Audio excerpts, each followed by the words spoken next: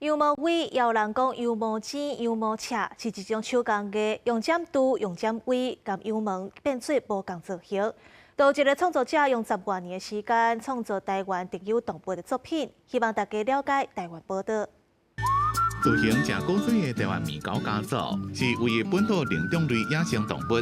水水者正古水的石虎，还有身躯顶有白点的梅花鹿，这寡拢是台湾特有种的野生动物，而且拢是羊毛一点一点切出来。创作者就是这位陈叶牛。我爬到山上看到哇，黄喉貂尾或者是水鹿，然后我就才知道哦，原来这是台湾的亚种，才知道原来台湾的梅花鹿背后有一条很深的咖啡色纹路。 而且就是我们特有的。30几岁陈叶湖自细汉就对手工艺品有兴趣。大学3年时阵，伫咧一本创意市集内面接触到羊毛尺，就开始进入这个创作的领域。伊的作品大部分拢是台湾的野生动物，希望会让带大家熟悉咱的生长环境。 这个骨架的长度，我就会抓刚刚说的前脚到后脚之间的这个宽度。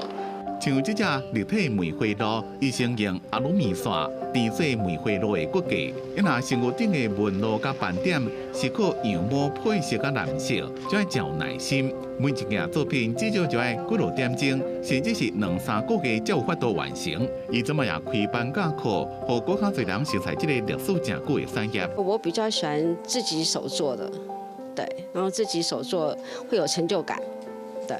然后自己想要戳什么就可以戳什么，因为有时候外面卖的娃娃不是你喜欢的。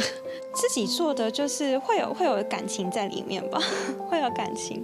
爱设计甲艺术的陈叶牛，一点一点切出来作品，每一款拢有家己的特色，拢无同款。伊伫咧创作内面，毋但是满足家己，也了有满足真侪人的心。公司新闻综合报道。